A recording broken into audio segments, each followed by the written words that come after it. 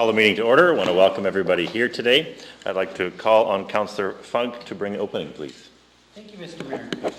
Last week, Mayor Gertzen and Councillor Fair accepted an award on Steinbach's behalf for urban beautification for, urban centers over 7,500 people.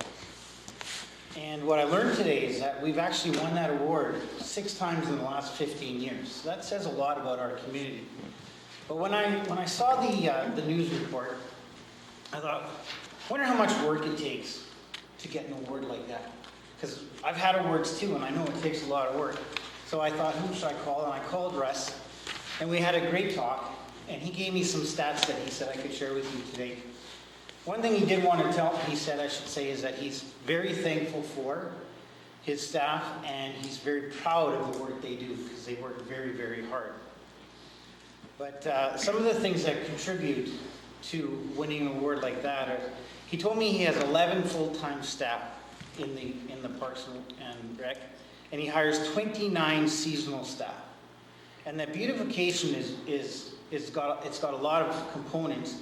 There's mowing, there's trimming, larviciding, sports field maintenance, and even takes care of the cemeteries. Beautification includes the flower bed, the baskets, trees, Christmas lights, and flags. And being on Main Street with our business, we see that quite a bit. I often see Joyce and her team starting at 5 o'clock in the morning, weeding the flower beds. And I'm always so thankful I'm not her, but I'm thankful she's there too.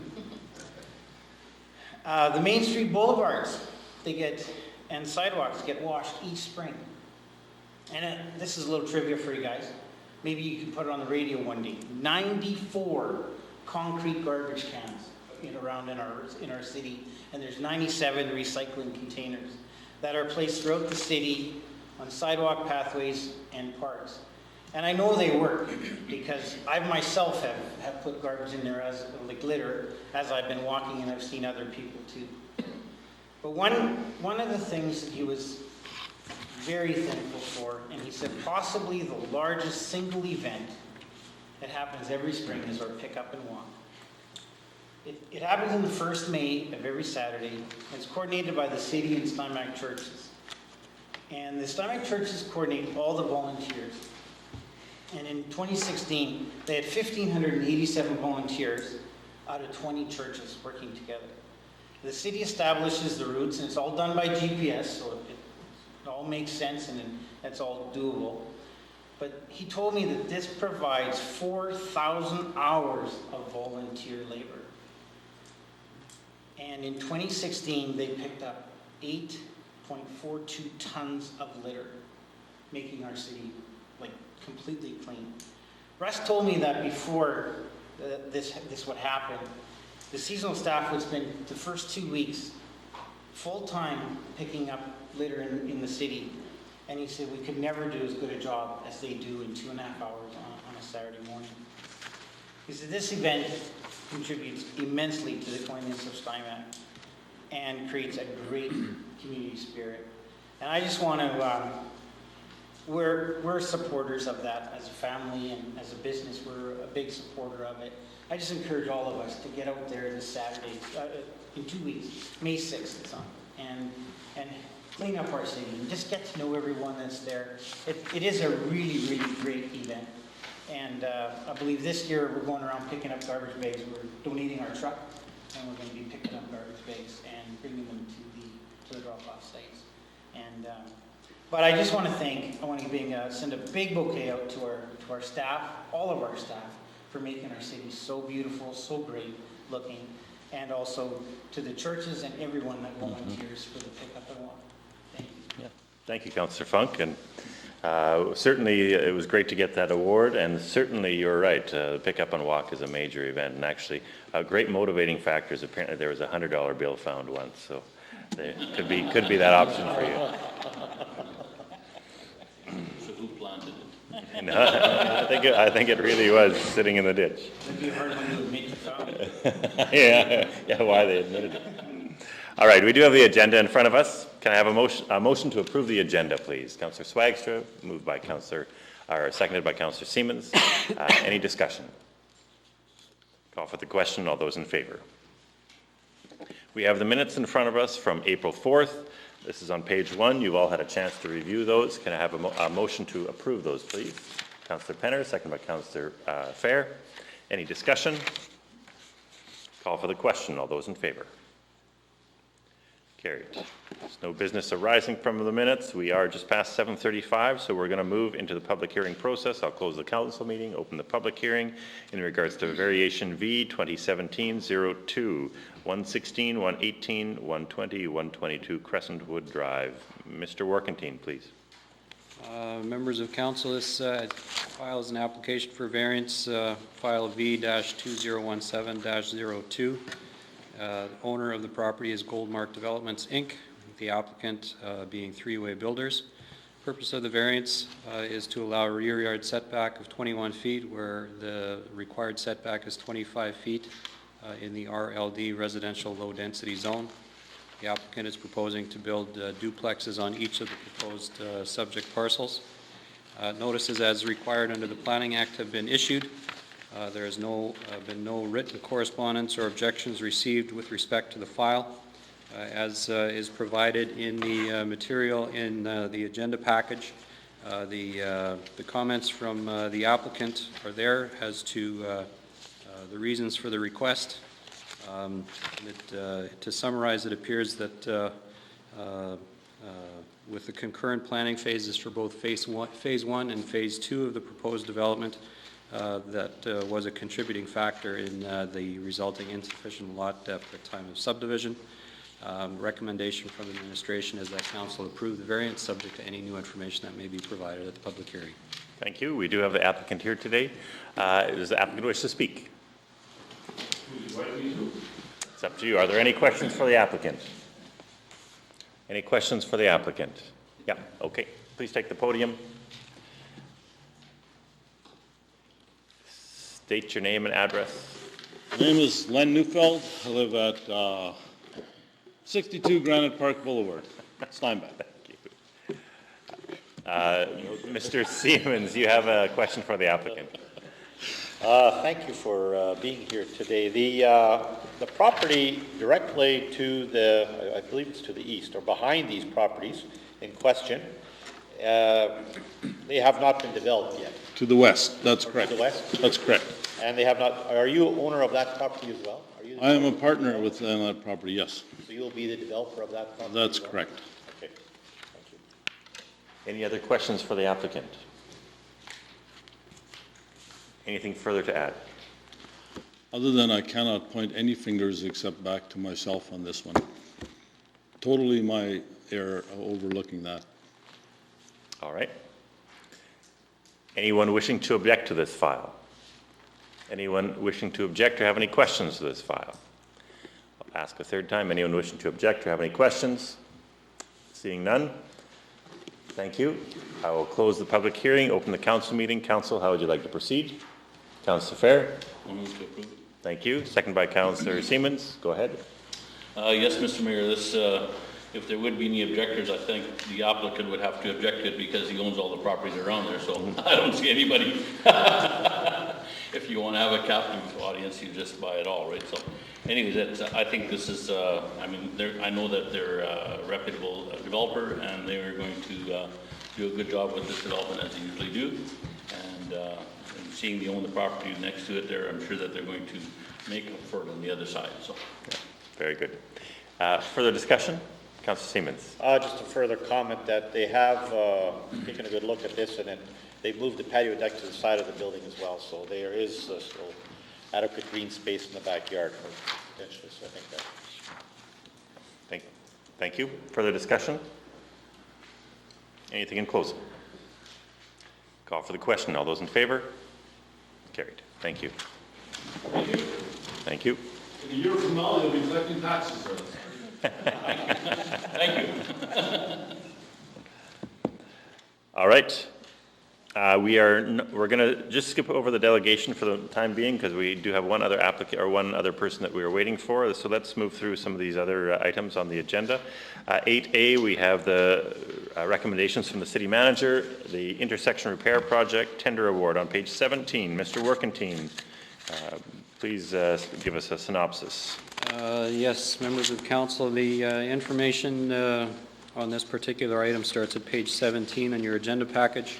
The City of Steinbach did issue a call for tenders earlier this spring for the repair and replacement of the Main Street intersection bands at all of the major intersections within the central business district of the city.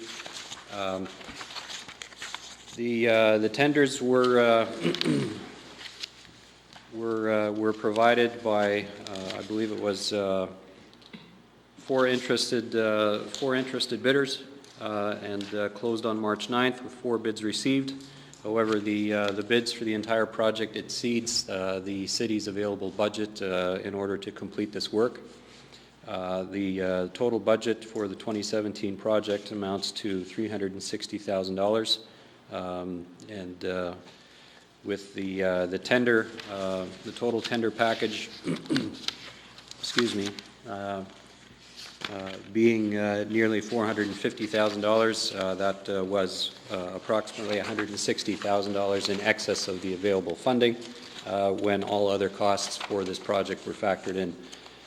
As a result, recommendation from the city's design consultants as well as administration is that council approve the partial award of the tender package for parts A, B, and D for a total amount of $311,590 to Maple Leaf Construction Ltd. That particular award will see the intersections along Main Street at Craker, Friesen, as well as some miscellaneous repairs within those areas to be completed under this year's project. Thank you. Council, how would you like to proceed? Councillor Spikestra?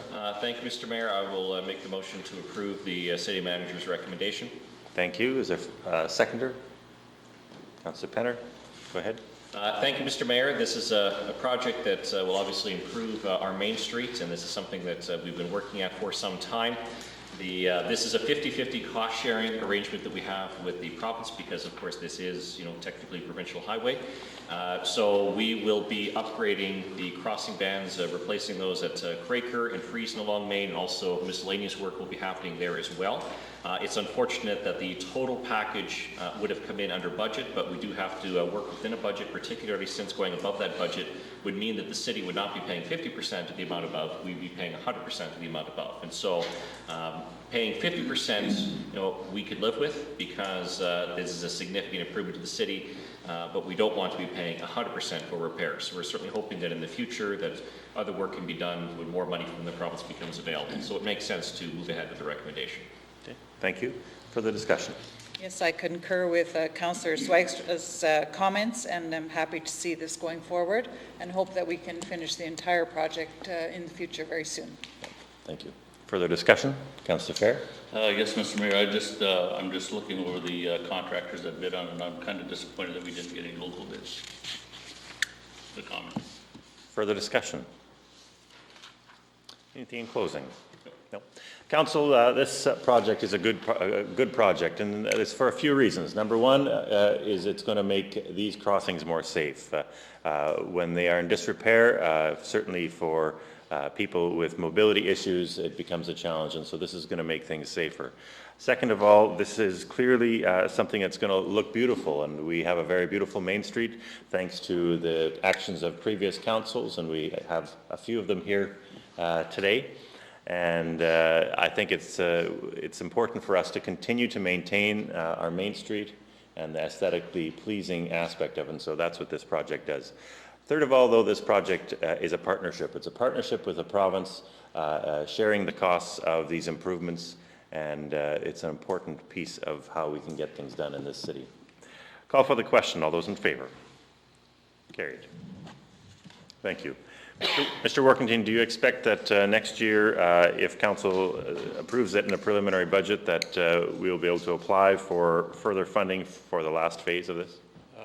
Yes, if the province confirms that the program is extended, yes. All right. Believe me, they'll extend it. It's us doing work in their area. All right, 9A, the accounts payable in the back of the book. Can I have a motion, please? Councillor Seaman, second by Councillor Penner. No comments. Anything further from council? Call for the question. All those in favor? Carried. We have the financial statement for March in the back of the book as well. Can I have a motion, please? Councillor Fair, second by Councillor Swagstra. Any discussion? Call for the question. All those in favor? Carried. All right, we are now going to move to our delegation, and we have 3 guests here today. Thank you for being here. You are tasked with a special job, and a job that's not necessarily easy, but you certainly took it under your wing. And so, Mr. Magnuson, you chaired the group, and welcome back to this chamber, and I'll turn the floor over to you to bring us the report. It looks very familiar. There's not many changes that have happened here. I know that every council does not want to give themselves a raise as far as their remuneration is concerned. It's sometimes embarrassing, and as we looked at this, as you gave us the mandate for the task force, we took it very, very seriously. And I want to thank John and Sarah. Yeah, I believe. I want to thank them very much because we worked good together. As per the mandate, the research and we were at research and compare council compensation levels, including meeting indemnities and workload in similar municipalities. The task force held several meetings and reviewed the City of Steinbach remuneration bylaw 2048, as well as 13 remuneration bylaws of several Manitoba cities and municipalities, including the neighboring municipalities. Approximately 100 municipalities similar in size, smaller, larger indemnities were also reviewed. We compared council's compensation and workload with other levels of government, federal and provincial. We did not go into the federal, we did go into the provincial. The task force used the compensation of the Manitoba member of the Legislative Assembly at $93,000 as a guideline for comparison. However, it is impossible to look at the workload in comparison to City Council. And what we did is we looked at what some of the cities in Saskatchewan have done. And what they've done is they've looked at their MLAs, and when the MLAs get a raise, then councils get a raise. The remuneration goes up, and that's what we did. And we looked at that. We compared benefit packages provided in similar municipalities, council members' level of participation in benefit programs. As part of the review process, the task force held meetings together with the mayor and all of council. The task force worked on a workload with the amount of time members of council spend per week doing city business as city councillors. We also considered the future of the city and how the workload may change over the years. We looked at what happened now, but we have to look at what happens in the future. And we tried to do that in our recommendations. The definition as per bylaw 2048, city business means the duty or functions of a member of council or committee is required to carry out under the Municipal Act or a bylaw or resolution, and includes attending meetings, conferences, courses of instruction that relates to the city purposes. We compared the benefit package provided to similar municipalities, council members' level of participation in benefit programs. Benefit programs of other municipalities were reviewed, and in some cases, a few municipalities were overpaid in comparison to the City of Steinbach. The task force reviewed benefits and concluded that the work is part-time and should not include pensions or health benefits. Recommended an appropriate compensation package for the mayor and councillors as an implementation plan. After completing the meetings and reviewing many remuneration bylaws and indemnities, it was found that the City of Steinbach councillors and mayor have been paid less than most municipalities. In conclusion, the task force feels the City of Steinbach mayor and council have been underpaid in comparison to most municipalities. Recommended a process by which the future compensation of the mayor and councillor should be determined. What we did is we took the base wages of a member of the legislature, an MLA, at $93,000 a year. For the full-time mayor, we felt a full-time mayor should get approximately $80,000 a year, and that was 56% of $93,000. And we felt that the mayor's position is just over half-time, and therefore should be paid $44,000 per year. Full-time councillors, $93,000, and we took 65% of that, which is $60,450 for a full-time councillor. We took 30% of that. We felt it was a part-time again, and which equaled to $18,135,000 a year. The deputy mayor's additional $200 a month, which is $2,400 a year. Each council member to receive $100 technology allowance per month. I think everybody has a cell phone, everybody's got a computer, but I think the city should pay part of that. And so we recommended $100 a month. Per diem remains as indexed as currently is. Mileage to continue and follow provincial guidelines. It is suggested that mayor be available at City Hall 1 or 2 half days a week. That would, I don't think it's right to expect the taxpayers to walk into a business and talk to a mayor. They should be able to come to City Council, make an appointment, and see the city mayor. And we felt that at least twice a week, he should be here to answer to.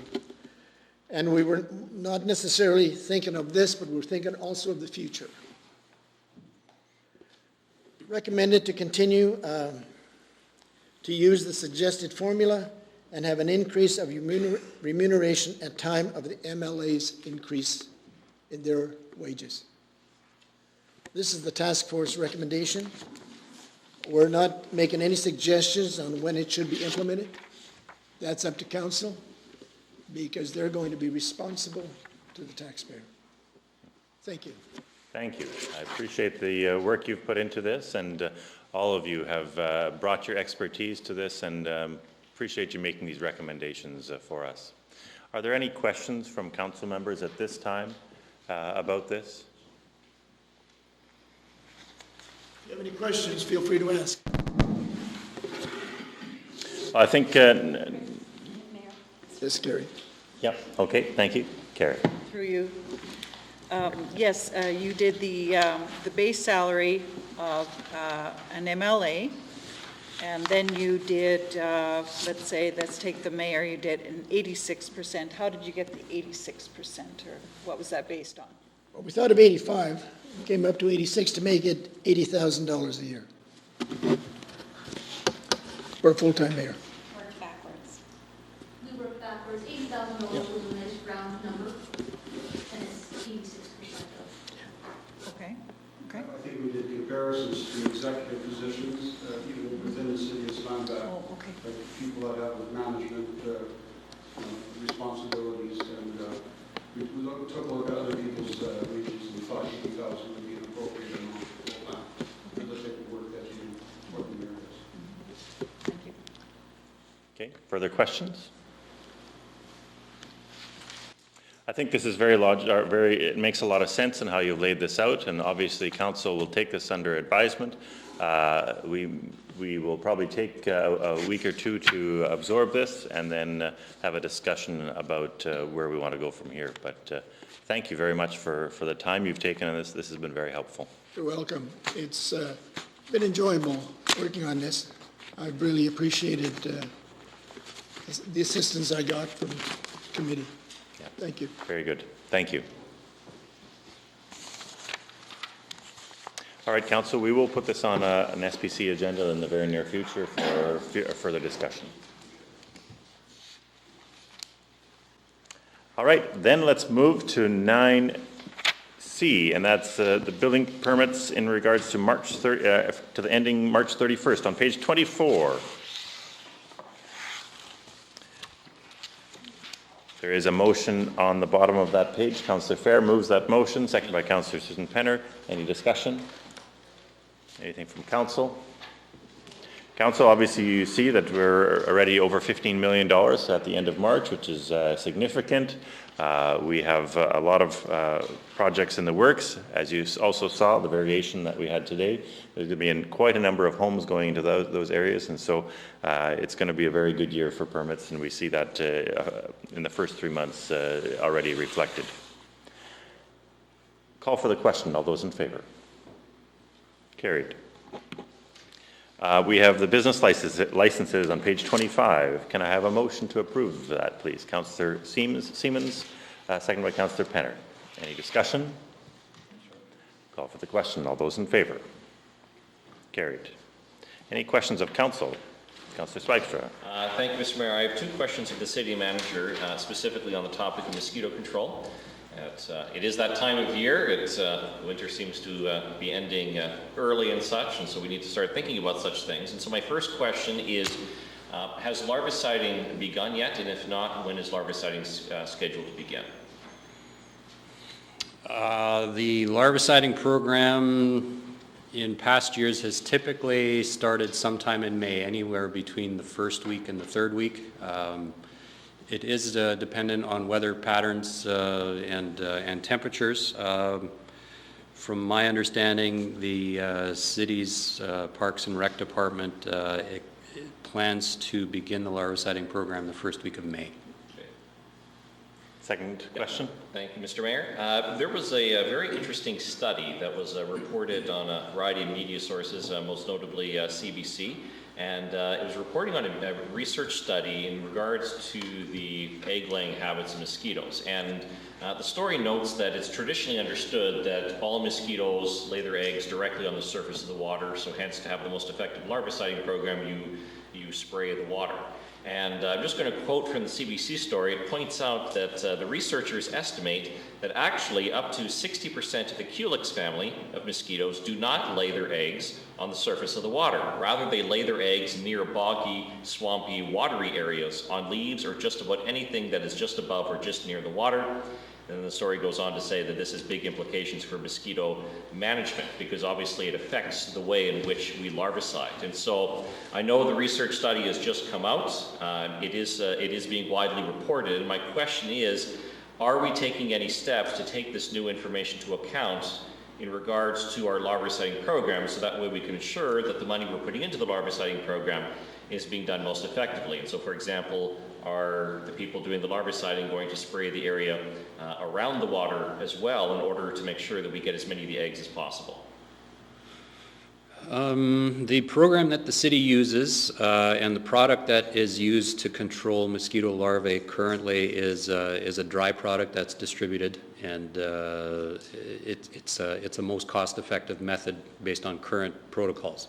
Manitoba Health Department is the provincial agency that the city takes direction from with respect to parameters of the program, methods of application, and standards that they recommend that a larviciding program adhere to. At this point, to my knowledge, Manitoba Health has not suggested any change to that program. However, if studies such as this one are widely disseminated through the industry, and if they're found to have valid applications in Manitoba, I would expect to see that direction coming through Manitoba Health at some point in the future. But based on my understanding for the 2017 program, there is no changes to the current protocol. Thank you, Mr. Mayor. Then just a quick follow-up. Could I make a suggestion that, whether it's I don't know if it needs to be a motion or whatever, but that we inquire with the province, or at least in terms of, is this causing any changes in regards to, in terms of the recommendations? Is this, obviously they would have heard about this because this has been widely reported. Can we at least sort of pass that along, so that way we make sure that they hear that this is something that we need to look at? So, Councillor Swagster, your question then is, should we be forwarding this information, asking them to clarify how this? Yeah. That would be my question, because I think we should. Is there any harm in asking them? I don't see any. Okay, good. And Council, I would suspect that we do want to have additional information. I think Councillor Swagstra has brought up an important point. We want to be very effective in our live siting program, and to get additional information or see if they are up to snuff on where this is heading. I think that's important. We're comfortable then having that asked through to the provincial agency. Thank you. Good. Any other questions of Council? Seeing none, then we'll move to the correspondence in regards to Canada Day on page 26. Obviously, it's always good news when we get additional dollars from another level of government to host events. Canada Day is always important, and we receiving the $5,000 will be important for us to continue that program. Take it as information. We have 11B, the Manitoba Indigenous and Municipal Relations on page 27. Take that as information. No other business. Can I have a motion to adjourn, please? Just a comment about the emergency preparedness award. Sure. You can make that comment. It's going out tomorrow morning in a press release. Then I won't do it. All right. Okay. We want another award, just so you know. But it's going out in a press release tomorrow morning. Thank you. Motion to adjourn. Councillor Fair, second by Councillor Funk. There's no discussion. All those in favor?